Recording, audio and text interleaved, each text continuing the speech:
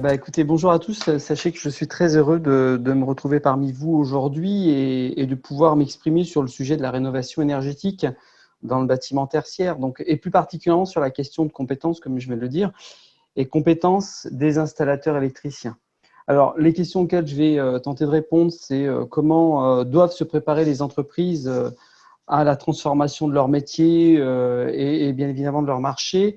Quels sont les enjeux pour eux? Comment nous aussi, organismes de formation, nous pouvons les accompagner dans le développement de leurs compétences?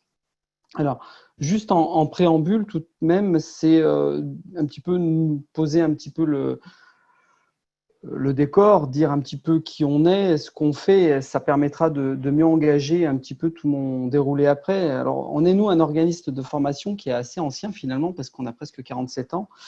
On a la particularité de travailler essentiellement sur deux secteurs, le génie électrique et les réseaux de communication. Et on a été justement créé par les organisations professionnelles qui sont la FFIE, le CERS, je dirais, il y a déjà pas mal de temps. Et donc, notre rôle, notre mission quotidienne, c'est d'accompagner ces entreprises, ces professionnels dans le développement de leurs compétences. Je dirais même en ce moment, c'est dans la mutation de leurs compétences.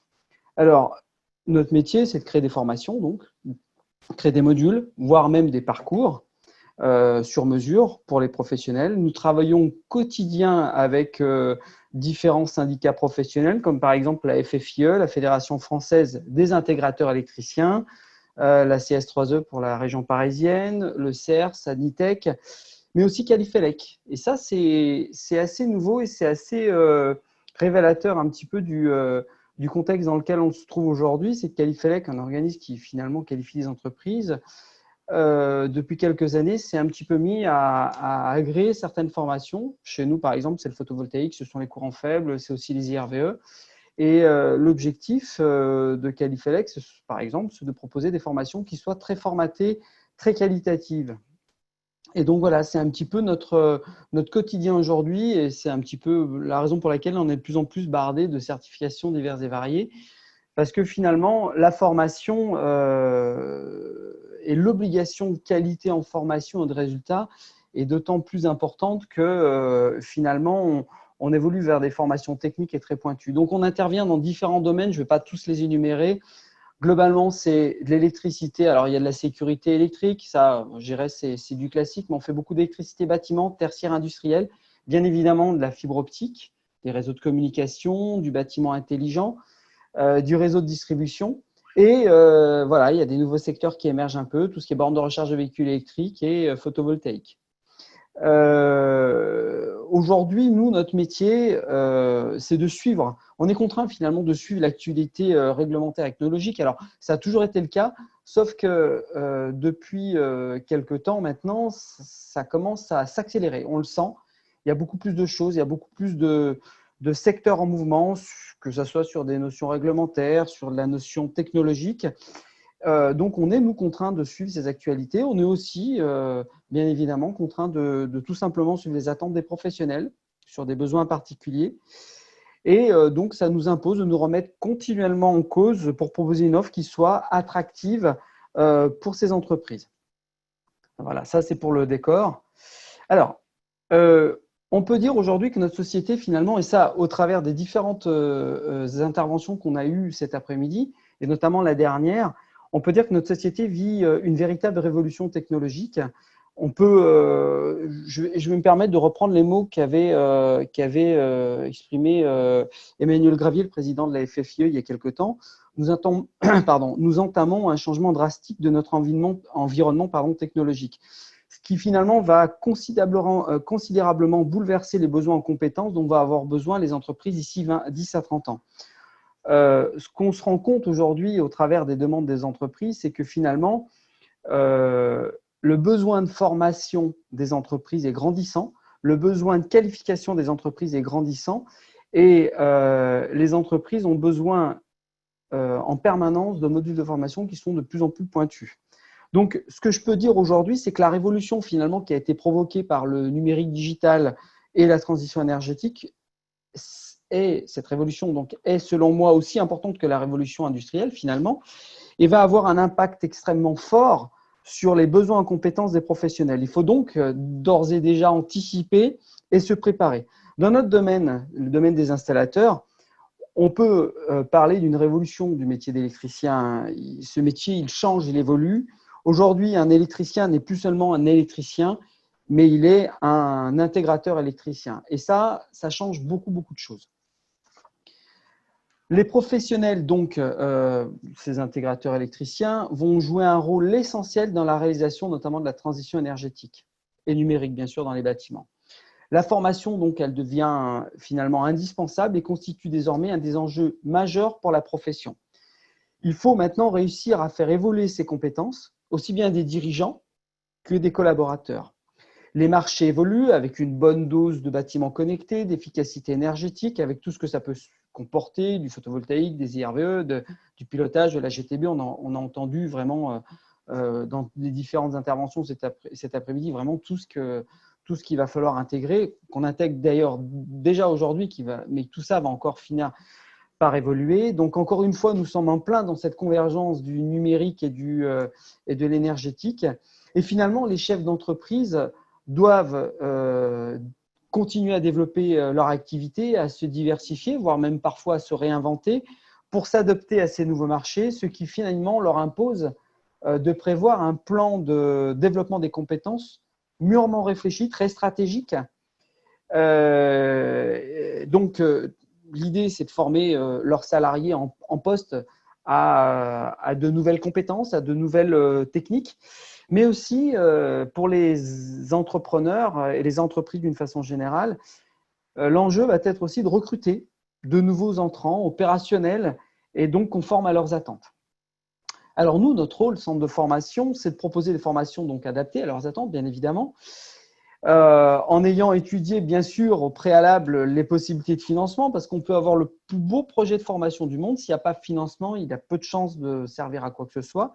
Donc, finalement, notre rôle, c'est aussi, d'entrée de jeu, d'étudier cette question-là de financement avec les OPCO. Et puis, en ce qui nous concerne plus particulièrement, nous, c'est vrai qu'on travaille beaucoup avec Constructis, donc le co du BTP. Il est d'ailleurs à noter que finalement, nos pratiques en matière de formation sont actuellement, et selon moi, en cours de transformation. Et ça, finalement, c'est une nécessité absolue. Dans les années 60, 70, 80, la formation initiale, finalement, nous mettait sur les rails d'un parcours professionnel finalement tout tracé d'avance. Aujourd'hui, c'est terminé tout ça. C'est-à-dire que dans 10 ans, les professionnels qui sont actuellement en poste et qui exercent leur métier l'exerceront dans 10 ans de façon très différente. Les technologies, les pratiques, les besoins du marché donc évoluent très rapidement, mais je dirais beaucoup plus rapidement qu'hier. Et finalement, c'est d'autant plus vrai que quand on évolue dans le numérique. La nouvelle règle, finalement, pour les professionnels, c'est de ne surtout pas rester figé sur ses acquis, de se former au fil des évolutions technologiques. Et voilà, là, on est dans le vrai contexte des entreprises de demain. Si finalement, vous restez figé sur vos acquis, vous reculez et en gros, vous allez perdre des marchés. J'échange très régulièrement avec des entrepreneurs, quelle que soit la taille de l'entreprise. Et on sent très bien aujourd'hui que stratégiquement, en matière de développement de nouvelles activités, de marché dans leur entreprise, se pose la question régulièrement de comment ils vont faire monter en compétence leurs techniciens, comment ils vont pouvoir acquérir de nouvelles techniques, de nouveaux marchés, etc. Et finalement, nous, les organismes de formation, nous avons une responsabilité très importante avec ces projets-là d'entreprise, parce qu'il faut qu'on soit prêts, nous, à l'instant T, de les accompagner, ces entreprises, et finalement de faire preuve d'une certaine agilité nécessaire pour relever ce défi. C'est-à-dire que notre travail aujourd'hui, nous, c'est de nous trouver continuellement en phase avec les entreprises pour pouvoir proposer les bonnes formations. Pour la formation continue, la demande n'est pas forcément, je trouve qu'elle est moins axée sur des diplômes. Aujourd'hui, on évolue petit à petit, j'allais dire, mais de plus en plus vite en tout cas, vers des modules, des formations, des modules. Ça peut être un enchaînement de modules, on parlera donc de parcours modulaire.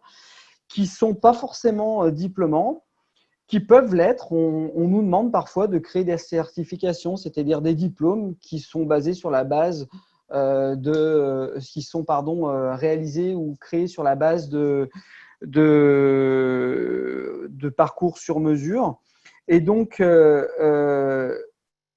aujourd'hui, ce qui était déjà vrai un peu hier, mais qui se confirme aujourd'hui, c'est qu'on est vraiment dans le monde du sur-mesure, de l'adapté, de l'opérationnel, du concret. Alors, comme je le disais tout à l'heure, il faut toujours parler financement quand on parle d'un projet de formation. Il existe à ce titre différents types de financement. Les budgets disponibles dépendent finalement de la taille de l'entreprise et du type d'action de formation qui est souhaité. Bien évidemment, il n'y a pas vraiment, je ne peux pas donner aujourd'hui de règles précises qui soient vraies pour toutes les entreprises. L'entreprise a plutôt intérêt d'être en lien perpétuel avec son OPCO, notamment constructif pour les entreprises du BTP. Donc, ces projets sont en fonction, comme je viens de le dire, de la taille de l'entreprise.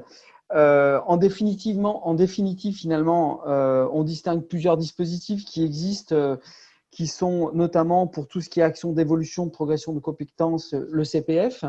Alors, le CPF est un dispositif assez intéressant. Faut-il encore que les formations soient éligibles au CPF?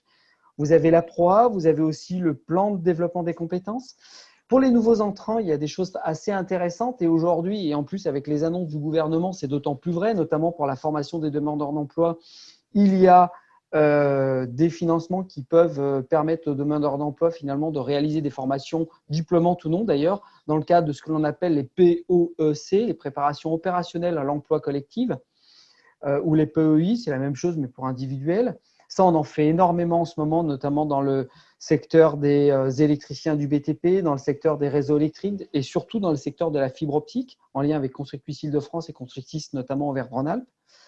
Et puis après, il y a toujours le dispositif de reconversion ex-CIF qu'on appelle maintenant congé de transition professionnelle. Donc, ce que j'ai voulu vous expliquer dans cette première partie, c'est que finalement, aujourd'hui, l'électricien, finalement, n'est plus vraiment un électricien. Il devient un intégrateur électricien. Les entreprises donc, vont devoir s'adapter à ces nouveaux marchés, à ces nouveaux domaines et ces nouvelles techniques. Et nous, notre rôle, c'est de les suivre dans ce développement, de leur accompagner, de leur proposer systématiquement quelque chose qui soit en lien direct avec leurs besoins. Aujourd'hui, donc, si on revient un petit peu sur le sujet qui nous réunit aujourd'hui, l'impact notamment sur les besoins en compétences du décret tertiaire, à la base, finalement, le décret tertiaire, c'est quoi? C'est d'ici 2030, comme on l'a entendu à multiples reprises aujourd'hui, c'est une diminution de 40% de la réduction de la consommation d'énergie dans les bâtiments. Donc, les bâtiments vont devenir plus économes en énergie, vont devenir communicants, en tout cas de plus en plus. On a entendu parler de PE aujourd'hui, ça c'est un sujet qui nous occupe beaucoup aujourd'hui. Plus intelligent et proposer finalement plus de services pour plus de confort. On passe donc finalement du building au smart building avec l'optimisation des équipements existants, le remplacement des systèmes énergétiques, finalement consommer moins et consommer en priorité ce que l'on produit. C'est un petit peu tout ce qu'on a entendu aujourd'hui. Alors, pour les professionnels, les installateurs, au niveau du développement de compétences, ça va vouloir dire quoi? Ça va vouloir dire finalement que les électriciens, et je parle bien d'électriciens, voire même d'intégrateurs électriciens, vont avoir besoin de spécialisation dans les réseaux de communication, fibre et réseaux de communication, KNX, etc., dans tout ce qui est domaine de l'intégration, de l'énergétique, des énergies renouvelables, des IRVE. On a entendu parler de photovoltaïque aujourd'hui, de stockage. Il est vrai qu'aujourd'hui, finalement, on propose plusieurs formations, plusieurs parcours répondant à ces attentes. Alors, vous en avez une partie sous les yeux. On parle d'installation, intégration, maintenance, dimensionnement de smart building, la notion de réseau de communication et de solutions connectées. Ça, c'est pour tout ce qui est vraiment dans le monde du smart building. On parle aussi de photovoltaïque, tout ce qui est installation, maintenance, dimensionnement, des systèmes photovoltaïques en autoconsommation avec stockage. On a de plus en plus de demandes dans ce domaine-là. Et bien évidemment, on en a entendu parler aussi aujourd'hui, le monde des infrastructures de recharge de véhicules électriques, l'installation, la maintenance, le dimensionnement de ces équipements-là. Alors, il est vrai que nous proposons des formations courtes, on en a tout un panel en présentiel, mais aussi, et la Covid nous a un petit peu aidé à développer ça, on propose et de plus en plus de formations en distanciel sur la forme, notamment en ce qui nous concerne nous, essentiellement de classes virtuelles, pour ne pas dire exclusivement. Donc, comme je l'ai dit, la Covid nous a un petit peu bousculé, et ça, c'était finalement un des points positifs de ce confinement, c'est que ça nous a obligés à réfléchir à d'autres modalités de formation en lien avec les besoins de formation, parce que finalement, les besoins des professionnels ne sont pas forcément que liés au contenu, mais aussi parfois et souvent aux modalités. Donc, la notion de formation à distance est aussi une demande et un besoin des entreprises. Donc, nous avons pour cela développé plusieurs formations à distance et on a profité de cette période un peu spéciale pour qualifier tous nos formateurs à l'animation de classe virtuelle. J'aimerais vous donner quelques chiffres parce que c'est assez intéressant. Depuis quelques semaines, il faut savoir que nous avons formé entre 150 et 170 personnes en classe virtuelle dans 4 domaines. Ça, c'est depuis avril, en fait. Et nous comptons aujourd'hui, là, désormais, une quinzaine de formations à distance proposées pour des entreprises qui sont situées en France métropolitaine, en dom-tom, et on commence à avoir aussi des touches à l'étranger. Donc finalement, ce qui était il y a encore au mois de mars qu'un projet a complètement explosé en avril, mai et ça continue, même après confinement. La formation à distance s'est installée, durablement installée. Elle ne remplacera jamais la formation distancielle technique terrain parce que ça, pour faire du technique du terrain, il faut du matériel, il faut des installations et ça, ce n'est pas possible en classe virtuelle. Il faut savoir qu'aujourd'hui, on travaille, comme je l'ai dit tout à l'heure, énormément avec les professionnels, particulièrement avec 2 syndicats professionnels, la Fédération française des intégrateurs électriciens et le CERS. On travaille aussi, on a des partenariats, notamment dans le domaine du solaire photovoltaïque, avec d'autres centres de formation qui partagent un petit peu la même vision des choses que nous. Et comme je le disais tout à l'heure, on est en train de créer quelques nouveaux parcours modulaires, notamment dans un premier temps pour le photovoltaïque, avec la création il est question de la création d'une certification qui est à l'étude. On est en train donc de réfléchir, c'est plus qu'une réflexion parce que les travaux sont quand même avancés, à un parcours d'électricien spécialisé en photovoltaïque où on y aborde vraiment, bien sûr, l'installation, la maintenance, la conception aussi un petit peu des installations photovoltaïques en basse tension, avec injection HTA aussi, autoconsommation naturellement, avec du stockage, évidemment un petit peu d'IRVE. Donc ce projet-là qu'on réalise main dans la main avec l'INES et la FFIE est en cours de création, est en pleine gestation. Ça, c'est le premier. Il faut savoir également qu'on travaille avec toujours la FFIE et Anitech sur un parcours modulaire pour les intégrateurs électriciens, donc sur tout ce qui est lié au smart building, réseau de communication, un peu de smart home aussi. Donc ça, c'est un projet sur lequel qui est d'actualité. Et pour finir, alors on sort un petit peu là du bâtiment, réseau tertiaire, tout ça, mais j'ai quand même voulu le dire parce que finalement, pour nous, c'est une approche globale et on est obligé, nous, centres de formation, d'avoir une approche globale. On est aussi en train de travailler sur un projet de technicien d'éclairage public parce que s'il y a un métier qui a complètement changé, c'est bien celui-ci. On est passé de technologie un petit peu primaire à quasiment de l'informatique, de l'électronique aujourd'hui pour l'éclairage public. Et je dirais qu'on parle quasiment plus de technicien en éclairage public, je dirais même presque technicien en smart city.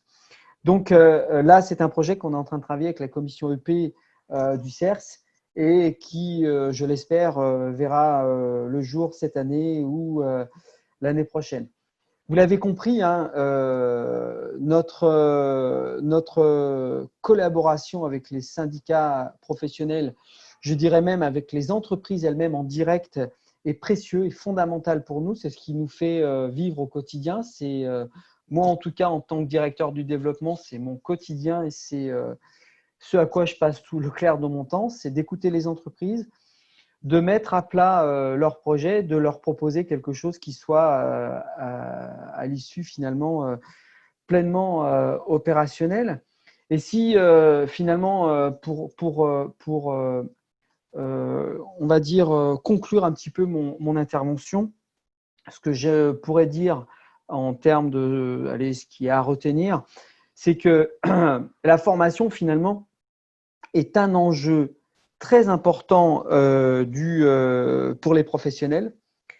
Cet enjeu devient, à chaque fois qu'on avance un peu plus dans le temps, avec les technologies qui se complexifient, avec les nouvelles réglementations qui apparaissent, c'est de plus en plus important. Et je dirais que, et ça c'est un message que je lance à tous mes confrères organismes de formation, alors on n'est pas les seuls bien évidemment à travailler comme ça, mais je pense que si d'autres organismes de formation sont dans l'assemblée et m'écoutent, ils vont se reconnaître.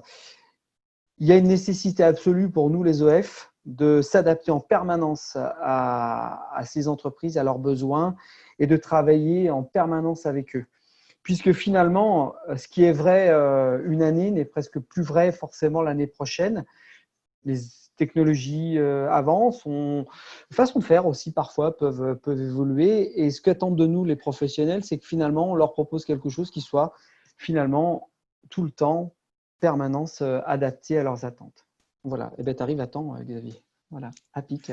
Non, mais je sentais, on est coordonnés, on se connaît depuis quelques Oui, temps. ça fait quelque temps qu'on travaille ensemble. Merci à toi, Hervé, pour cette Rien, c'est un plaisir. présentation. Alors moi, j'avais effectivement, je voulais rebondir juste sur deux, trois choses que tu avais dites en guise de. Je sais que ton temps est compté en plus, mais Non, mais juste vas-y, je prendrai le deux temps qu'il minutes. faut. Effectivement, déjà tu parlais d'éclairage public, une formation éclairage public aussi presque Enedis aurait pu être encore avec nous, mais je sais que maintenant même on branche on fait sortir des branchements IRVE sur l'éclairage public. Ah Donc, oui.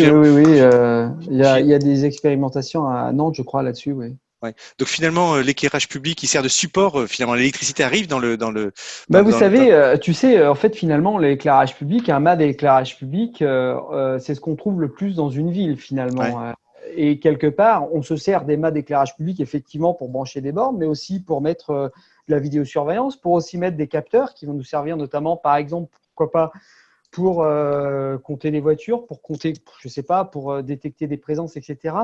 Finalement, l'éclairage public et la position finalement du technicien EP dans cet environnement évolue considérablement, a complètement changé. C'est-à-dire que le technicien EP qui finalement avant installait des gamelles et faisait en sorte que la lumière soit, maintenant il va installer non plus des gamelles, mais ce qu'on appelait des gamelles, c'est un peu vulgaire, mais c'est on va dire des éclairages d'ancienne génération. Maintenant, c'est des éclairages LED, le pilotage qui va avec, mais aussi de la vidéosurveillance, une borne de recharge pour véhicules électriques, des capteurs, plein de choses, quoi. Effectivement. Oui. Donc, il y a une évolution très forte des métiers. Alors, la question que je voulais te poser en conclusion, d'ailleurs, on avait commencé avec ça. Je ne sais plus qui l'a dit, je crois que c'est Antoine Vallée du CERS qui l'a dit. Oui, effectivement, on embauche. Donc, on avait commencé. Est-ce qu'aujourd'hui, tu peux faire le même constat aujourd'hui sur les besoins des entreprises de recruter des personnes Alors, la Covid a finalement à peine, j'ai l'impression, perturbé certains besoins d'entreprise. Je pense que ça va tout petit peu décaler dans le temps, mais finalement, le besoin est encore d'actualité. Effectivement, les entreprises ont besoin de recruter.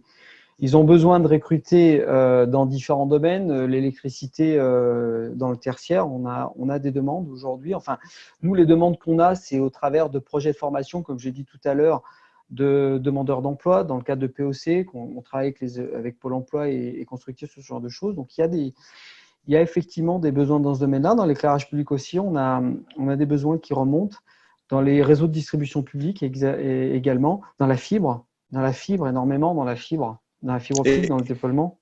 Est-ce qu'on peut avoir des fois des entreprises qui viennent vous voir parce que effectivement avec tous ces nouveaux métiers, le maître d'ouvrage a une demande et l'entreprise a du mal à fournir les compétences qui sont vis-à-vis de cette demande et donc en disant voilà j'ai un besoin, j'ai un marché mais je peux pas y répondre complètement. C'est exactement. On a très régulièrement cette demande-là où finalement des entreprises qui sont potentiellement capables de se positionner sur un marché. Finalement, il leur manque un certain nombre de compétences pour aller au bout de la chose et on nous sollicite pour créer des parcours ou créer des modules. C'est plutôt des modules finalement assez courts mais très techniques qu'on nous demande de développer pour justement permettre à cette entreprise de lever le marché et d'aller au bout de son projet. Oui, oui, c'est très régulièrement dans quasiment tous les métiers de l'élec, on voit ça en ce moment. Une question de Yedidia qui pose la question, est-ce qu'un intégrateur électricien, puisque tu as posé ce nouveau mot, et c'est une personne qui évolue aussi sur les réseaux de télécommunications? En fait, on va dire que oui et non, c'est-à-dire qu'un intégrateur électricien va évoluer sur effectivement les réseaux de communication internes au bâtiment. Il ne va pas forcément évoluer sur les réseaux de communication, ce que j'appelle externes, la FTTH, les réseaux de communication dont on a pu entendre parler aujourd'hui. C'est-à-dire que l'intégrateur électricien, son rôle, lui, ça va être d'assembler un certain nombre d'équipements connectés et justement de les connecter au travers de réseaux. Donc lui, c'est ça son réseau à lui. Son terrain de jeu, il est là. Après, il peut être qu'il y ait quelques exceptions d'entreprises qui travaillent aussi sur les réseaux de communication externe, mais ça m'étonnerait. C'est assez à part en général. Voilà, merci beaucoup Hervé pour cette présentation, de nous avoir éclairé, si je peux utiliser ce terme, sur comment se profile cette profession et on sent cette montée en compétences qui est nécessaire. Écoute, porte-toi bien, j'espère qu'on se reverra très bientôt en IRL et à très bientôt alors.